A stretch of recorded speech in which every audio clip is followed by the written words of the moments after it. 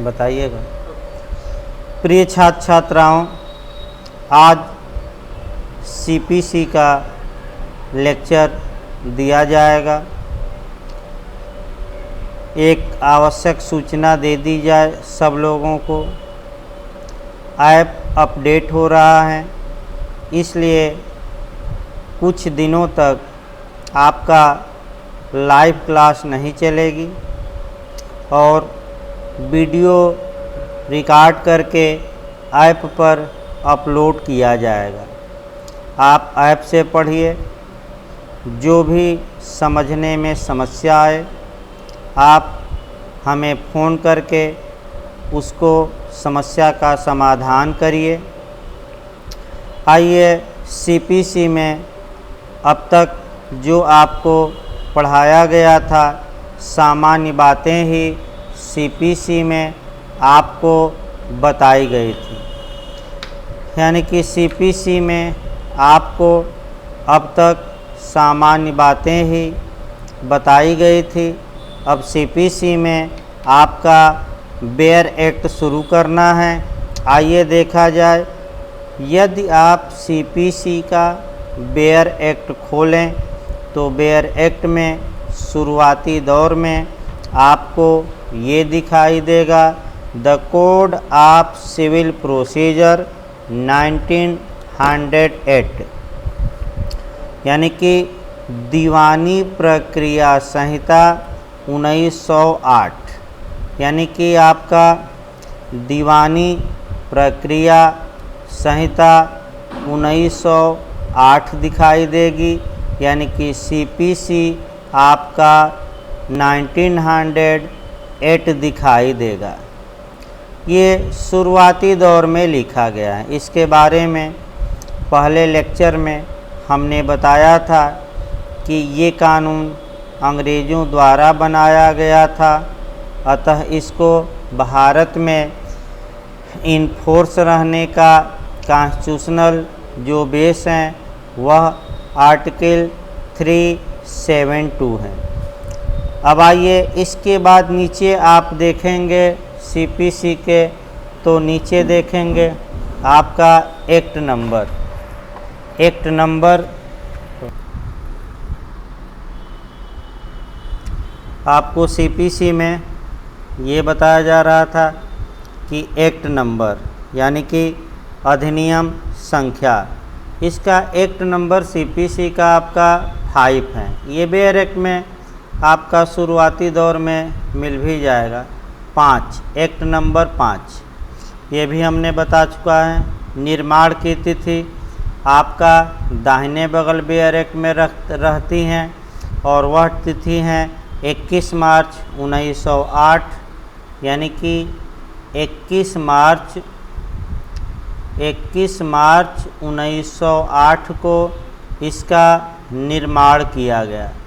इसको भी सामान्य बातों में आपको हमने बताया था। आइए अब देखा जाए सीपीसी का प्रियम्बल क्या कहता है, यानी कि उद्देशिका या प्रस्तावना। देखिए, किसी भी कानून में एक प्रियम्बल दिया रहता है, उद्देशिका दी रहती हैं। उद्देशिका ये बताती हैं कि इस कानून को बनाने का क्या उद्देश्य था, यानी कि जो कानून जिन लक्ष्यों की पूर्ति के लिए, जिस पर्पज़ को फुलफिल करने के लिए बनाया जाता है, वह लक्ष्य या एम या उद्देश्य प्रियम्बल या उद्देशिका या प्रस्तावना में दिए रहते हैं। तो उद्देशिका या सीपीसी का क्या उद्देश्य है, हो सकता है कि पूछ ले क्वेश्चन, क्योंकि ऐसा क्वेश्चन आपका एविडेंस में पूछा जा चुका है। तो सीपीसी का उद्देश्य क्या है, यानी कि अगर ये क्वेश्चन आपका आए तो सतर्क रहना है। जो प्रियम्बल हैं, यानी कि जो इसकी प्रस्तावना है, उसमें सीपीसी का 2 उद्देश्य बताया गया है।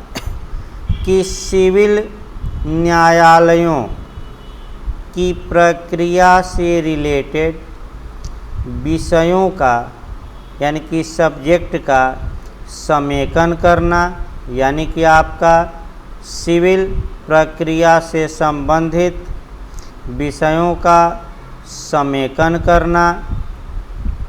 और दूसरा आपका है संशोधन करना, अमेंडमेंट करना, यानी कि संशोधन करना।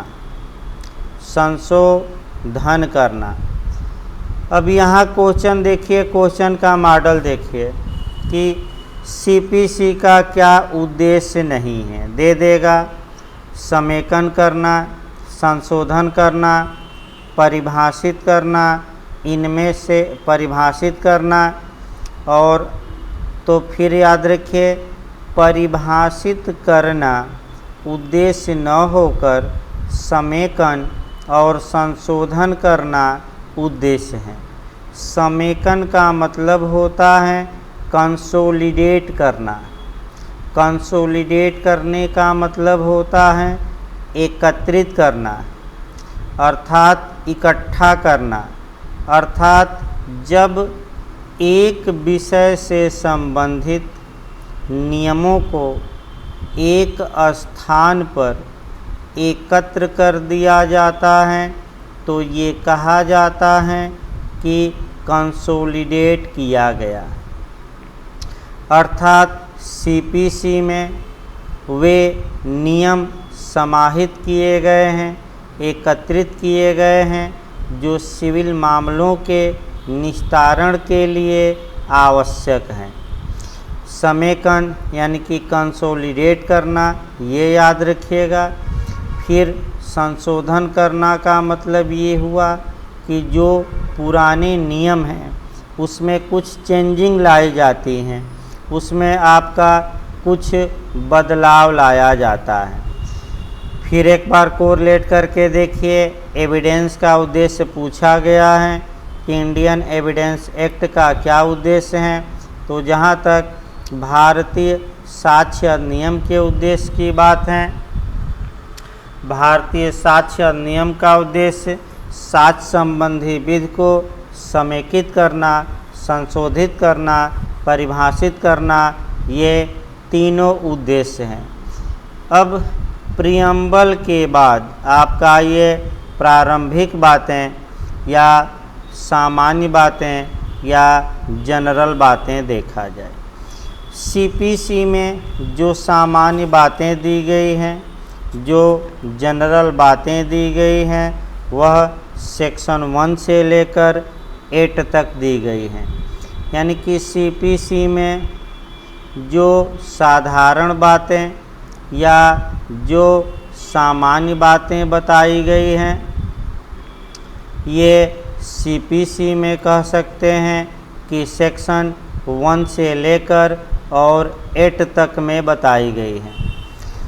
सामान्य बातों में आपका क्या क्या दिया जाता है, परिभाषा दी जाती हैं, नाम दिया जाता है और कुछ सेविंग क्लॉज इत्यादि का वर्णन किया जाता है।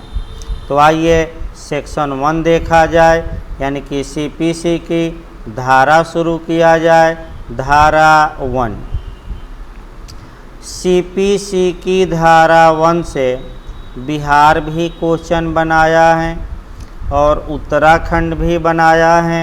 सीपीसी की धारा 1 में 2-3 बातों का उल्लेख किया गया है और उन्हीं बातों को आपको अच्छे से तैयार रखना है। देखिए, सीपीसी की धारा 1 में शार्ट टाइटल अर्थात इस कानून का संक्षिप्त नाम क्या होगा, इस कानून का संक्षिप्त नाम क्या होगा, ये बताया गया है धारा 1 में।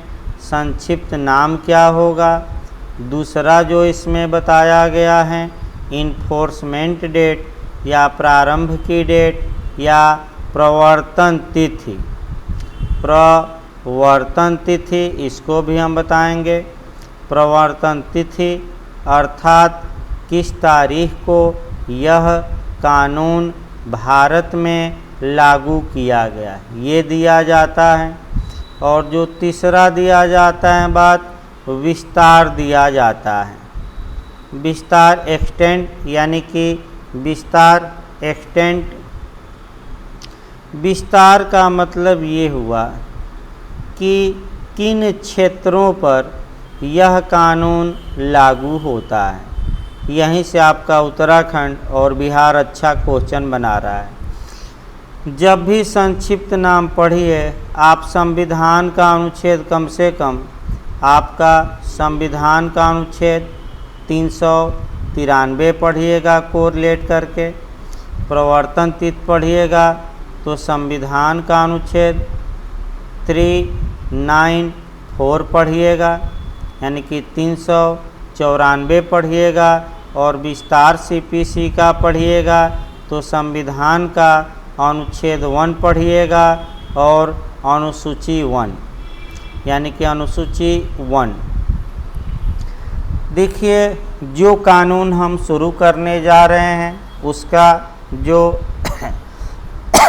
7 टाइटल हैं, संक्षिप्त नाम है the code of civil procedure 1908, यानी कि सिविल प्रक्रिया संहिता 1908। अब यहीं से कोरिलेट भी आप शुरू कर देंगे। पिछली बार यूपीजे में ये आपका क्वेश्चन बना था कि भारतीय संविधान का नाम का किस अनुच्छेद में दिया गया है, अर्थात किस संविधान के किस आर्टिकल में इस बात का उल्लेख किया गया है कि इस कॉन्स्टिट्यूशन का नाम, इस संविधान का संक्षिप्त नाम 7 टाइटल भारत का संविधान होगा। ये पिछली बार वाले यूपीजे में आर्टिकल पूछा गया है, तो आप बताइएगा 393, यानी कि संविधान का नाम 393 में दिया गया है। दूसरा आइए सीपीसी की प्रवर्तन तिथि। प्रवर्तन तिथि का मतलब ये हुआ प्रारंभ की तिथि, लागू होने की तारीख, इन्फोर्समेंट डेट या प्रारंभ की तारीख। ये क्वेश्चन उत्तराखंड और बिहार कई राज्यों में बना है। सीपीसी भारत में लागू कब की गई, तो सीपीसी भारत में लागू की गई, अच्छे से तैयार रखिए, 1 जनवरी 1909, अच्छे से इसको तैयार रखिएगा। 1 जनवरी 1909 को सीपीसी लागू की गई। अब ये क्वेश्चन काफ़ी बनता है, तुरंत कोरिलेट करिए संविधान से कि आखिर भारत का कॉन्स्टिट्यूशन कब लागू किया गया। तो भारत का कॉन्स्टिट्यूशन कब लागू किया गया, ये संविधान के अनुच्छेद 394 में बताया गया है। संविधान का अनुच्छेद 394 ये बता देता है कि जो 16 अनुच्छेद थे ये 26 नवंबर 1949 को लागू हो गए, यानी कि टोटल 16 अनुच्छेद 1949 को लागू हुए और सभी अनुच्छेद आपका 26 जनवरी 1950 को लागू हुआ, यानी कि पूर्ण रूप से हमारा संविधान 26 जनवरी 1950 को लागू हुआ। यानी कि BHULLM में पूछा गया था क्वेश्चन कि संविधान कितने पार्ट में लागू हुआ, तो संविधान 2 भागों में लागू हुआ। आइए अगला देखा जाए विस्तार एक्सटेंट। एक्सटेंट का मतलब ये हुआ कि किस क्षेत्र में CPC लागू है। देखिए किस क्षेत्र में CPC लागू होते हैं। क्षेत्र का मतलब टेरिटोरियल, यानी कि टेरिटोरियल एक्सटेंट या क्षेत्रीय विस्तार। देखिए, जहाँ तक क्षेत्रीय विस्तार की बात है, क्षेत्रीय विस्तार में बेयर एक्ट को पकड़ना है और बेयर एक्ट यहाँ से आपका उत्तराखंड और बिहार नया क्वेश्चन बना रहा है। कैसा उत्तराखंड ने क्वेश्चन बनाया, कैसे बिहार ने बनाया, अच्छे से बेयर एक्ट से समझिए। देखिए, धारा 1 क्या कहती हैं, इसका विस्तार। अब ये पहला क्वेश्चन आया कि जम्मू कश्मीर राज्य में है कि नहीं, यानी कि जम्मू कश्मीर राज्य में है कि नहीं, इसका विस्तार। तो अच्छे से इस डेट को याद रखिएगा और डेट है आपका 31 अक्टूबर। 31 अक्टूबर, अच्छे से इसको तैयार रखिएगा, पूछ सकता है। 31 अक्टूबर, 31 अक्टूबर आपका 2019, इस डेट को याद रखिएगा। सीपीसी जम्मू कश्मीर राज्य में लागू नहीं होती थी, लेकिन जब भारतीय संविधान के अनुच्छेद 370 में अमेंडमेंट किया गया, समाप्त नहीं किया गया, याद रखिए, संशोधन किया गया, तब आपका कह सकते उसके बाद 31 अक्टूबर 2019 को आपका कह सकते हैं कि सीपीसी को भी, अन्य कानून भी हैं, सीपीसी को भी आपका जम्मू कश्मीर राज्य में लागू कर दिया गया। यानी कि जम्मू कश्मीर केंद्र शासित प्रदेश में 31 अक्टूबर 2019 से सीपीसी लागू है। देखिए, जम्मू कश्मीर पर तो आगे संविधान में डिटेल में बताया जाएगा, लेकिन आपका एक उदाहरण से समझिए। यहाँ जब किसी व्यक्ति का इकलौता लड़का रहता है तो बड़ी लाड प्यार से लोग पालते हैं, और वह लड़का यदि माँ बाप को गाली भी दे दे, कोई उदंडता भी कर दे, तो माँ बाप सामान्यतः समाज में उसे बर्दाश्त भी करते हैं। वहीं स्थिति जम्मू कश्मीर राज्य की थी। इकलौता अनुच्छेद 370 में राज्य था। अगर वहाँ भारत तेरे टुकड़े होंगे ये नारा भी लग जाता था, तो कोई कार्रवाई वहाँ की सरकार ऐसे नारा लगाने वालों पर जल्दी नहीं करती थी। तो न बाँस रहेगी और न बाँसुरी बजेगी, अर्थात न स्पेशल स्टेटस रहेगा। अब नारा लगाने वाले जेल जाएंगे, अब ऐसा नारा लगाने वालों पर शिकंजा तेज़ी से कसेगा। तो याद रखिए, जम्मू कश्मीर राज्य में 31 अक्टूबर 2019 से अब सीपीसी के प्रावधान लागू कर दिए गए हैं, लेकिन आज भी सीपीसी 2 जगहों पर लागू नहीं है, वहीं पूछा जाता है।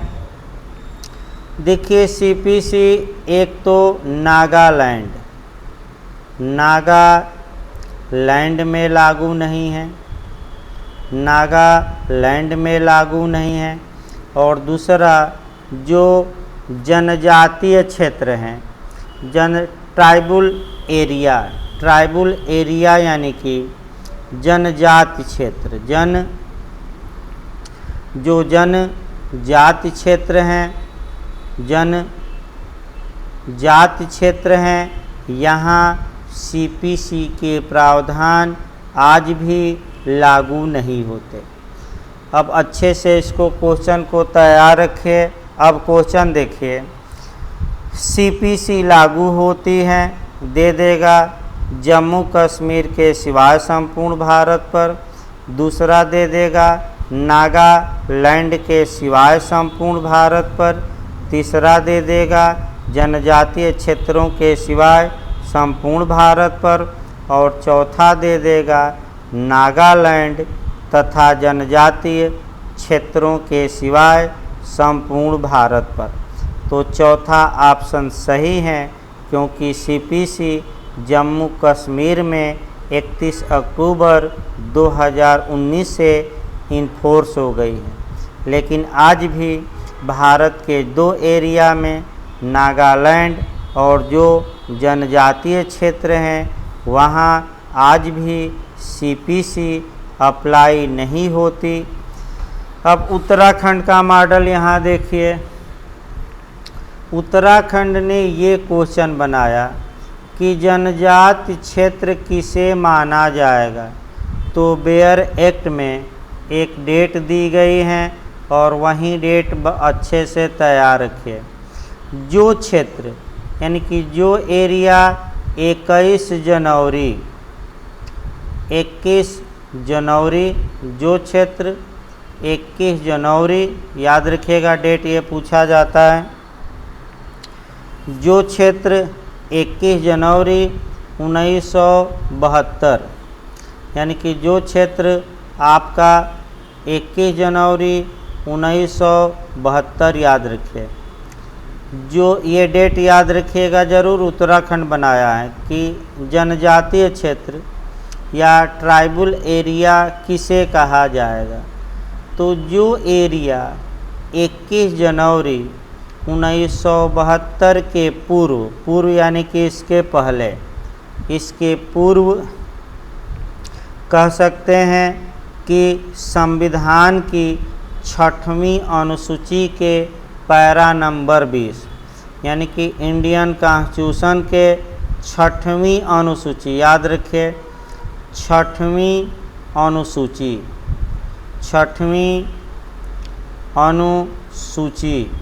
6वीं अनुसूची के पैरा नंबर यानी कि पैराग्राफ नंबर, पैरा नंबर 20, इसको अच्छे से तैयार रखिएगा। पैरा ये भी आपका पूछा जाएगा, पैरा नंबर 20, यानी कि जो एरिया 21 जनवरी 1972 के पूर्व कॉन्स्टिट्यूशन के 6 शेड्यूल के पैरा नंबर 20 में जनजाति क्षेत्र के रूप में उल्लिखित हैं, उसी को जनजातीय क्षेत्र माना जाएगा। तो जो उत्तराखंड और तमाम राज्यों ने आपका वह डेट पूछा कि किस समय से पूर्व, तो 21 जनवरी 1972 के पूर्व, इसको याद करिएगा। इस प्रकार सेक्शन 1 आपका समाप्त होता है। अब आइए सीपीसी का सेक्शन 2 देखा जाए। सीपीसी की धारा 2 अति महत्वपूर्ण है प्री और मेंस के लिए। सीपीसी की धारा 2 से आपको निश्चित तौर पे क्वेश्चन बनता है। आइए सीपीसी की धारा 2 देखा जाए। सीपीसी की धारा 2 में सेक्शन 2 में डिफिनीशन क्लाज हैं, यानी कि परिभाषा दी गई है। सीपीसी की धारा 2 में परिभाषाएं दी गई हैं, डिफिनीशन क्लाज हैं, परिभाषा यानी कि डिफिनीशन। यहाँ से आपको बता दिया जाए निश्चित तौर पे मेंस में 1 या 2 क्वेश्चन और प्री में तो कभी काल 2 क्वेश्चन या 1 क्वेश्चन निश्चित आता है। मॉडल आपको बताया जाएगा। जहाँ तक परिभाषाओं की बात है, आइए पहली परिभाषा देखा जाए। धारा 2 का क्लाज 1। धारा 2 के क्लाज 1 में ये बताया गया है कि code includes rule. Code includes rule, इसका मतलब ये हुआ कि संहिता के अंतर्गत नियम आते हैं, यानी कि संहिता के अंतर्गत नियम आते हैं, यानी कि संहिता के अंतर्गत जो रूल दिए गए हैं नियम दिए गए हैं ये आते हैं। अर्थात ये बात आपका 2.1 में बताई गई है। जब भी 2.1 पढ़िए देखिए क्या क्या आपको पढ़ना है। धारा 2 का क्लाज 16 भी पढ़ना है। इसी के साथ आपको आपका धारा 2 का क्लाज 18 भी पढ़ना है। इसी के साथ आपका कह सकते हैं कि धारा 100 आपका धारा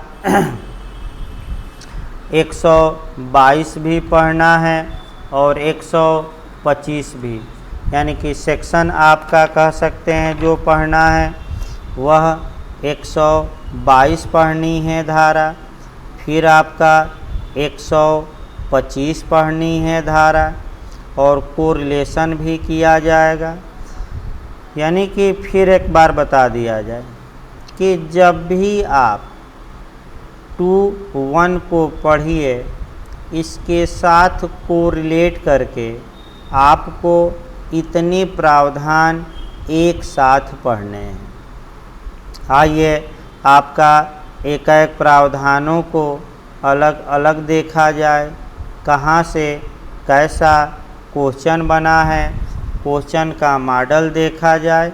लेकिन एक साथ क्लास सेक्शन 2.1, 16, 18 तीन परिभाषाएं ये, फिर 122, 125 पढ़िएगा।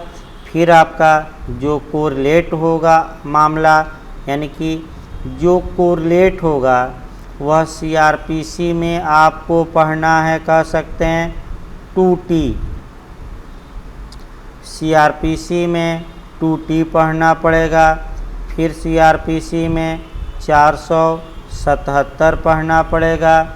फिर आपका कोरिलेट करके कॉन्स्टिट्यूशन में पढ़ना पड़ेगा, यानी कि भारत के संविधान में। जहाँ तक भारत के संविधान की बात है, संविधान को भी पहले देख लिया जाए कहाँ कहाँ से कोरिलेट करेंगे आप, ताकि किसी भी एंगल से क्वेश्चन आए आपका गलत न हो। संविधान का अनुच्छेद 145 आपको पढ़ना पड़ेगा और फिर संविधान का अनुच्छेद 227। आइए आपका पहले कोरिलेशन बता दिया जाए और तब CPC शुरू किया जाए। देखिए रूल यानी कि नियम आपका एक और हमें पढ़ना है। इस संविधान में अनुच्छेद 13 आपका 13(3) का क्लाज ए पढ़िएगा, यानी कि संविधान का अनुच्छेद 13(3) का क्लाज ए पढ़ना है। पहले कुछ कोरिलेशन बता दिया जाए तब आपका CPC में हम बैक होते हैं, क्योंकि यहाँ से इंटरव्यू में और आपका प्री में पूरा चांस रहता है। क्वेश्चन कैसे बना है वह भी मैं कह सकते हैं बताऊंगा, लेकिन आइए पहले कोरिलेट कर दिया जाए तब आपका और बताया जाए। सबसे पहले आपको देखना है संविधान का अनुच्छेद 13(3)(a) संविधान के अनुच्छेद 13(3)(a) में लॉ को बताया गया है। विधि में क्या क्या बातें शामिल हैं। विधि में लॉ में 8 बातों को शामिल किया गया है। अब ये समस्या है कि जो रूल बनाए जाते हैं, जो नियम बनाए जाते हैं, क्या वे लॉ माने जाएंगे कि नहीं। तो स्पष्ट रूप से अनुच्छेद 13(3)(a) बताता है कि नियम भी विधि हैं। इसका मतलब ये हुआ कि अगर कोई अथॉरिटी, चाहे सुप्रीम कोर्ट, हाई कोर्ट, संघ, राज्य, अगर कोई प्राधिकारी ऐसा रूल बनाता है जो हमारे मूल अधिकारों को छीनता हो या कम करता हो, तो ऐसी दशा में उच्च न्यायालय अनुच्छेद 226 के तहत और सुप्रीम कोर्ट अनुच्छेद 32 के तहत ऐसे नियमों को अल्ट्रा वायरस, अनकॉन्स्टिट्यूशनल, इलीगल या अवैध या असंवैधानिक या नल एंड वायड अर्थात अकृत और शून्य घोषित करने की क्षमता रखते हैं। ये अनुच्छेद 13(3)(a). अब आता है कि उच्चतम न्यायालय या सुप्रीम कोर्ट संविधान के किस आर्टिकल के तहत रूल या नियम बनाता है, तो आपका जवाब रहेगा आर्टिकल 145। यहीं अगर हाई कोर्ट दे दे कि उच्च न्यायालय किस अनुच्छेद के तहत रूल बनाता है, नियम बनाता है, अगर ये क्वेश्चन आए तो आपका जवाब रहेगा आर्टिकल 227। आइए अब सीआरपीसी में देखा जाए।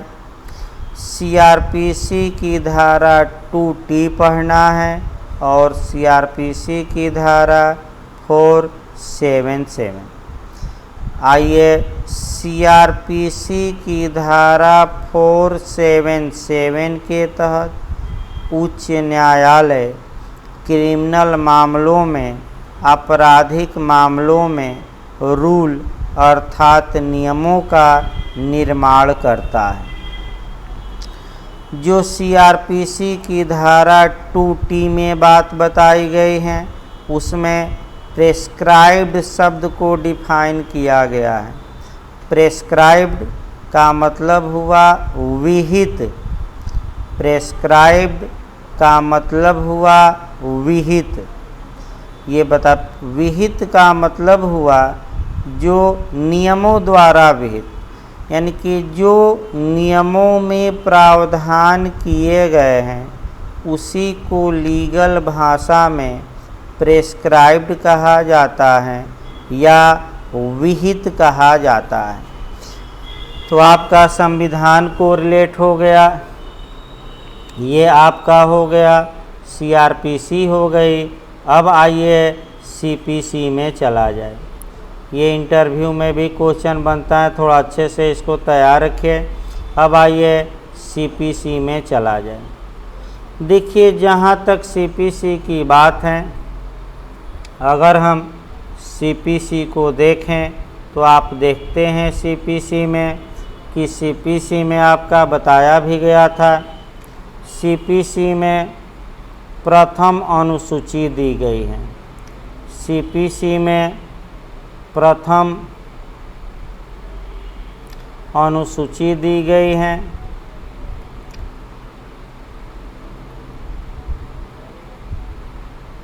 प्रथम अनुसूची दी गई है।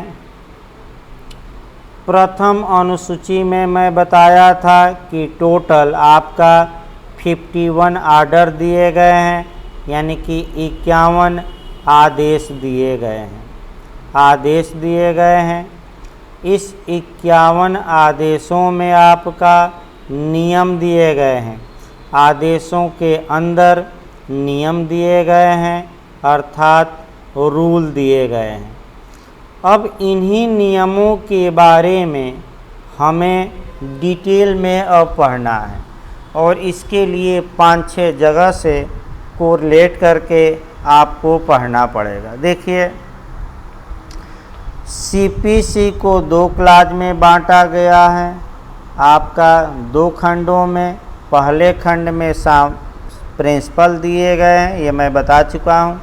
सेकेंड क्लास में आपका कह सकते हैं कि फर्स्ट शेड्यूल है जिसमें टोटल 51 आर्डर हैं और इस 51 आर्डर में रूल या नियम दिए गए हैं। ये नियम ही सीपीसी में प्राण फूंकते हैं, जान फूंकते हैं, शुद्ध रूप से, प्योर रूप से प्रक्रिया या प्रोसीजर का उल्लेख इन नियमों में ही किया गया है। इन नियमों के बारे में अब एक एक करके हम देखेंगे बेयर, लेकिन पहले नियम समझ लीजिए। अब ये आया कि नियम का निर्माण कौन करता है और क्या ये जो रूल हैं ये सीपीसी से अलग हैं कि सीपीसी का भाग हैं। तो नियमों का निर्माण संघ कर सकता है, राज्य कर सकते हैं और संबंधित राज्य के उच्च न्यायालयों द्वारा भी नियम बनाया जा सकता है। यानी कि संघ द्वारा भी नियम बनाया जा सकता है, स्टेट द्वारा यानी कि यूनियन, स्टेट और रिलेटेड स्टेट का हाई कोर्ट नियम का निर्माण कर सकते हैं। लेकिन उच्च न्यायालय पर एक प्रतिबंध लगाया गया है। उच्च न्यायालय पर एक प्रतिबंध ये लगाया गया है कि उच्च न्यायालय ऐसा कोई रूल नहीं बना सकता जो सेक्शन में दिए गए प्रावधानों के अगेंस्ट हो या विपरीत हो। यानी कि उच्च न्यायालय ऐसा कोई नियम नहीं बना सकता जो धाराओं में दिए गए प्रावधानों के अगेंस्ट हो, विपरीत हो। अब एक क्वेश्चन इंटरव्यू में आपका बना है, उसको भी यहीं बता दिया जाए। अगर कोई बात सेक्शन में लिखी गई है और नियम में दी गई है, यानी कि सेक्शन में भी बात लिखी है, रूल में भी बात लिखी है और दोनों में विसंगत हैं, दोनों में 36 का आंकड़ा है, दोनों में विपरीतता है, दोनों में टकराव है, तो अब ये इंटरव्यू में पूछा गया है कि सेक्शन की बातें लागू होगी कि नियम की, यानी कि कौन किस पर प्रिवेल करेगा। प्रिवेल करेगा मतलब अभिभावी होगा।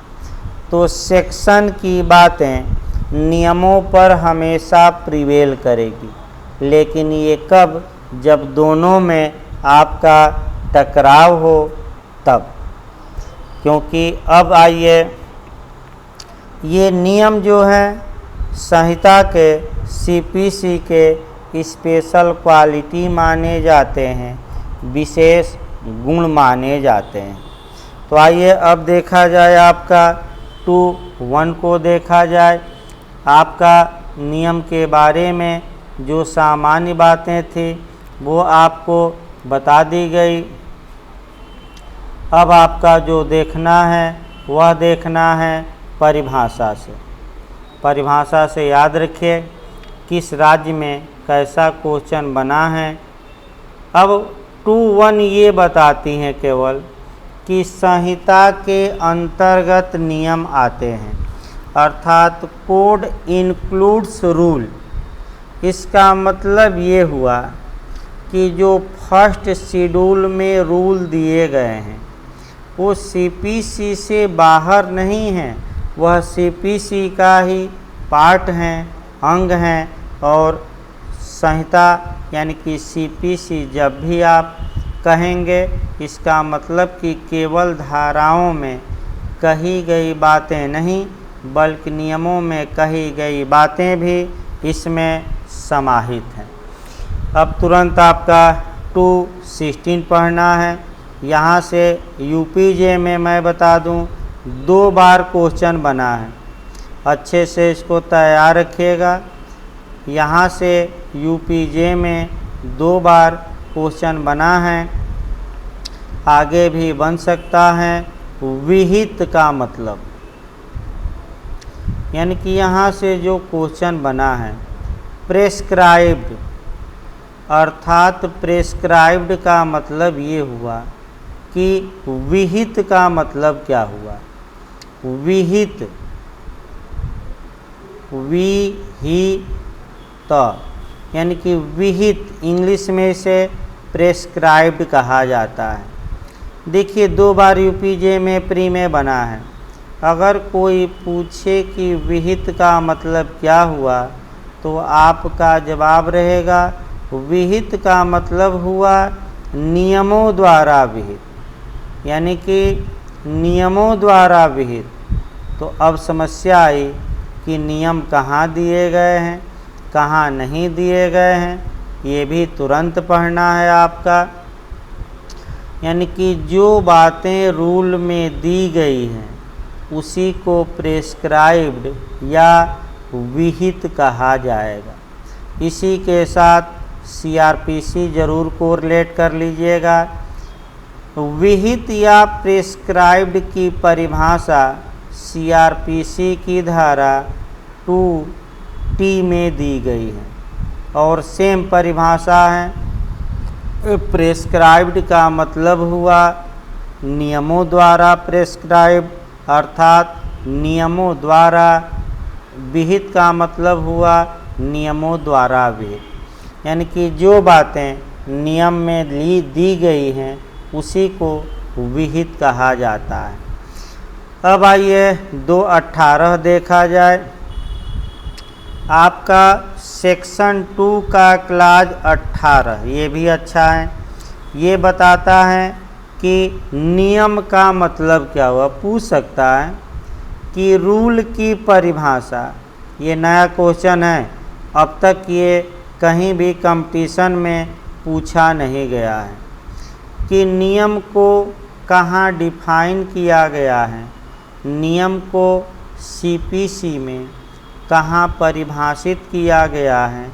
तो नियम को परिभाषित किया गया है धारा 2 के क्लाज 18 में। अब देखिए 18 में क्या बताया गया है। नियम का मतलब क्या हुआ, देखिए नियम का मतलब बताया गया है। नियम का मतलब बताया गया है, इसको भी अच्छे से तैयार रखिएगा। बेरेक्ट भाई घर पर देखते रहिएगा पढ़ते समय। नियम का मतलब हुआ जो फर्स्ट शेड्यूल में नियम दिए गए हैं, अर्थात जो प्रथम अनुसूची में नियम दिए गए हैं वह भी नियम कहलाएंगे। या जो धारा उच्च न्यायालय सीपीसी की धारा 122 के तहत जो नियम बनाता है वह भी नियम कहलाएंगे। उच्च न्यायालय सीपीसी की धारा 125 के तहत जो नियम बनाता है वह भी नियम कहलाएंगे। और जो फार्म दिए गए हैं, फार्म का मतलब ये हुआ कि जो प्रारूप दिए गए हैं, मॉडल दिए गए हैं, जो प्रारूप दिए गए हैं वह भी नियम में शामिल हैं। जब प्रथम अनुसूची समाप्त होगी उसके बाद कुछ मॉडल दिए गए हैं और वे मॉडल भी नियम का भाग हैं। अब क्वेश्चन देखिए कैसे बनता है। नियम का मतलब क्या हुआ, दे देगा पहला ऑप्शन प्रथम अनुसूची में दिया गया नियम। दूसरा ऑप्शन देगा उच्च न्यायालय द्वारा बनाया गया नियम। तीसरा दे देगा फार्म या प्रारूप और चौथा दे देगा उपर्युक्त सभी। तो जब भी क्वेश्चन बने आप उपर्युक्त सभी मारिए। दूसरा मॉडल देखा जाए कि नियम को कहाँ डिफाइन किया गया है, तो आपका जवाब रहेगा धारा 2 के क्लाज 18 में। तीसरा मॉडल आएगा उच्च न्यायालय किन किन धाराओं के तहत नियमों का निर्माण करता है। तो उच्च न्यायालय के लिए आपका 2 धाराएं हैं और 125, 122 और 125। देखिए 122, 125 ये जुडिशियल कमिश्नर। देखिए अंग्रेज जब सीपीसी बनाए थे उस समय आपका उच्च न्यायालय कई प्रकार के थे वो समझिए।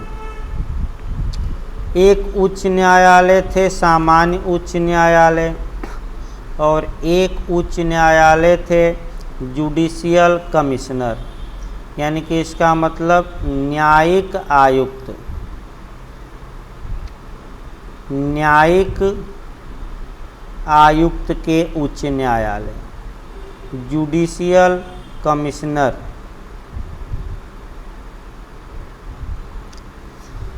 न्यायिक आयुक्त के उच्च न्यायालय जो नियम बनाते हैं वे सेक्शन 122 में आएगा। और न्यायिक आयुक्त से भिन्न उच्च न्यायालय, यानी कि न्यायिक आयुक्त से जो भिन्न उच्च न्यायालय हैं वह जब नियम बनाएंगे, यानी कि जो वर्तमान में उच्च न्यायालय हैं वह 125 में आएगा। यानी कि न्यायिक आयुक्त के उच्च न्यायालय सेक्शन 122 के तहत नियम बनाते हैं, जबकि न्यायिक आयुक्त से भिन्न उच्च न्यायालय धारा 125 के तहत नियमों का निर्माण करते हैं। एक सेक्शन और छूटा है, जब भी नियम पढ़िएगा कम से कम एक सेक्शन और पढ़िएगा, और वह सेक्शन आप पढ़ेंगे 121। देखिए कोरिलेट कर इसको भी पढ़िएगा। धारा 121 देखिए क्या आपका बताया गया है। धारा 121 में प्रथम अनुसूची के नियमों का प्रभाव बताया गया है। यानी कि जो प्रथम अनुसूची में जो नियम दिए गए हैं उसका इफ़ेक्ट क्या होगा, उसका प्रभाव क्या होगा। याद रखिए, प्रथम अनुसूची के नियमों का प्रभाव बताया गया है। इफ़ेक्ट क्या होगा, प्रभाव क्या होगा।